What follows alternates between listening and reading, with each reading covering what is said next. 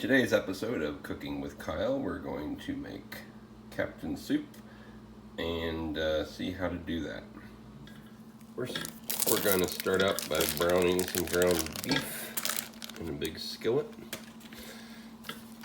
Once again, Whitaker beef.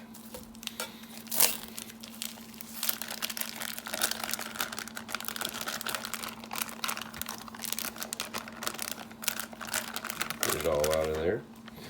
And turn it up on about 8 or so. And chop that all up to get it all spread out into little chunks. And we don't really need to season this right now. We can season everything later whenever it's in the soup. We're gonna chop up an onion. There are many ways to chop up an onion, and really they all work. So I'm gonna go ahead and get the skin off here. We're just kind of cutting around the edges and peeling off the skin. It's kind of like an ogre.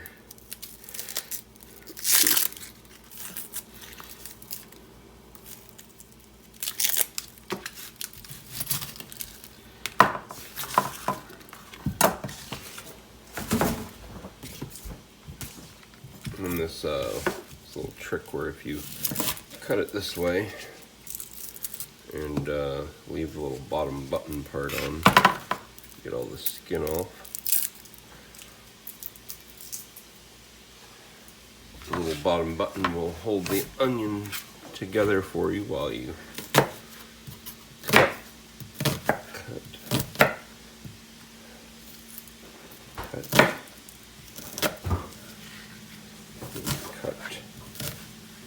Skin out.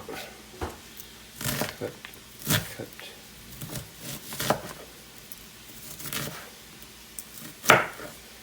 And then do the same thing for the other half. And then we add the onion to the ground beef while it's browning. And just kind of keep mixing that up. Stir it around for a while until it's all brown. And we're going to peel some potatoes. I always want to use way more potatoes for this than I need, because I'm used to peeling like a whole 5-pound bag to make mashed potatoes or something. Woo, trying to get away from me. But this isn't a potato soup. This is just a soup that has potatoes in it. So you don't need that many. I'm gonna do 3. I only had 2 in this big bag, so I got one of this Reds out. So you won't have the whole thing with the same potatoes in it. They're all peeled and rinsed, and now it's time to. Oh crap! I almost forgot. Now we can cut safely. Now that we have our whiskey.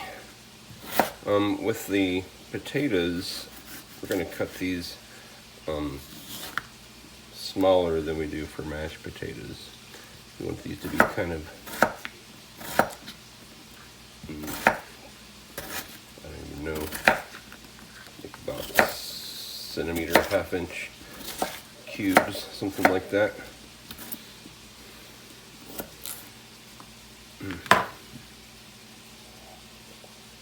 So you can see way too many potatoes, because I'm really bad at judging how many potatoes you need for something. We're going to add just a little bit of water, enough to cover the bottom of the pan, maybe about 1 inch deep. Not a whole lot. Put our potatoes in here, and going to take this over and put it on the stove on high heat, and we're going to boil those. You can see while our potatoes are starting to cook, our beef and onion is pretty much brown. So I'm going to take this and come over here, and I'm going to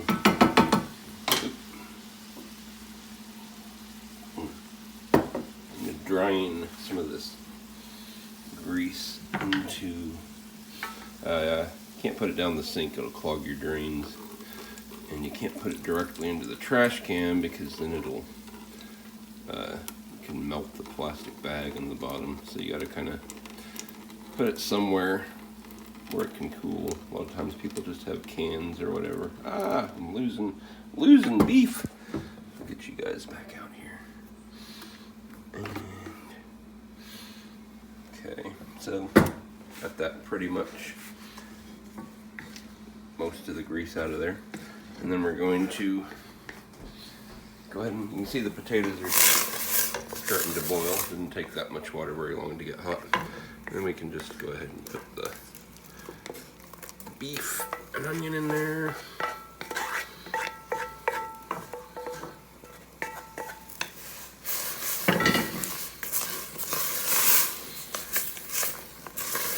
Stir it up. Now is probably a good time to add a little bit of salt and pepper. Very important to get the amount right, very precise. Don't need it. Well, I put a lot of salt in, but you don't really need a lot because a lot of the things I'm going to put in later are salty. Okay, with a full boil now, we probably don't need it that hot, so we're going to turn it down to maybe about a 3, and put the lid on it, and we'll come back later. One other thing we want to do before we just kind of walk away from that for a while is get like a bag, smallest bag at Walmart of frozen mixed vegetables, and it's got corn and carrots and peas and green beans, and kind of put that in there as well. Mix it up for a sec, and put the lid back on. It's been about 20 minutes, and so we can come check on it.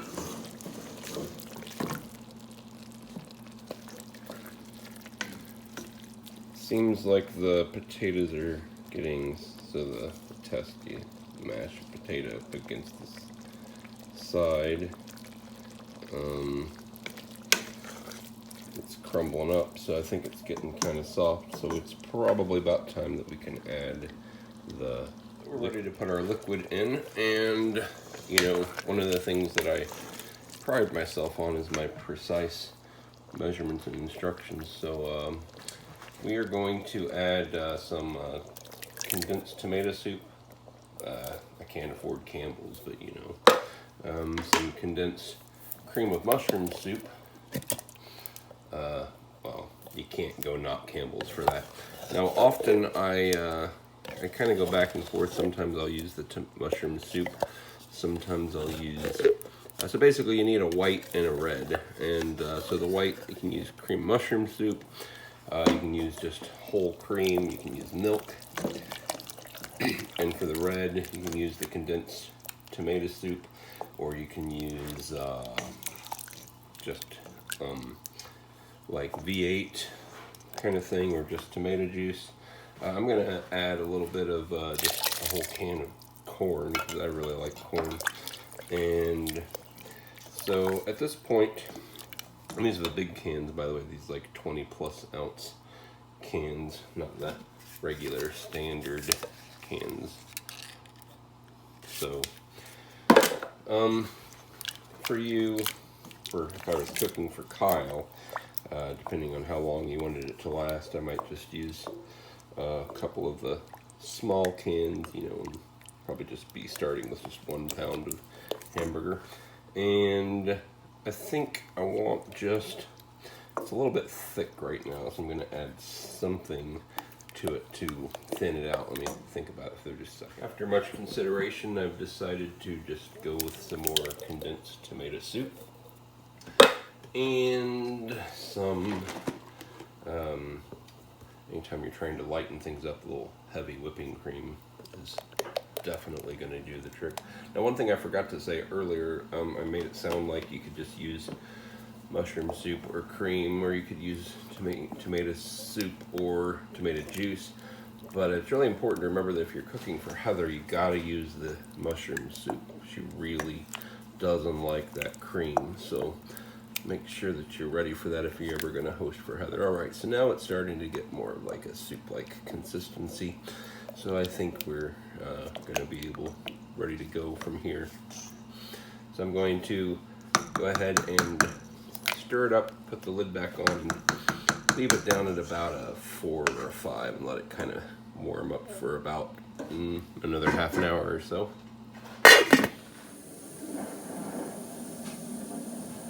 Signs of rain are on the horizon.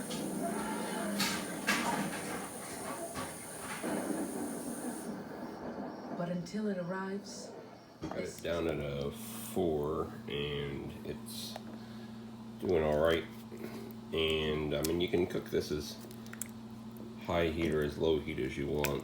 The lower the heat, the longer it'll take, but also the less often you have to come back and stir it. A minute ago at 4, I had to come back and stir it, and it was starting to stick to the bottom, so I had to scrape off the bottom a little bit. So just kind of monitor it, make sure it doesn't stick and burn. And for presentation, we're going to put it in a big wide bowl and serve it alongside a couple of breadsticks.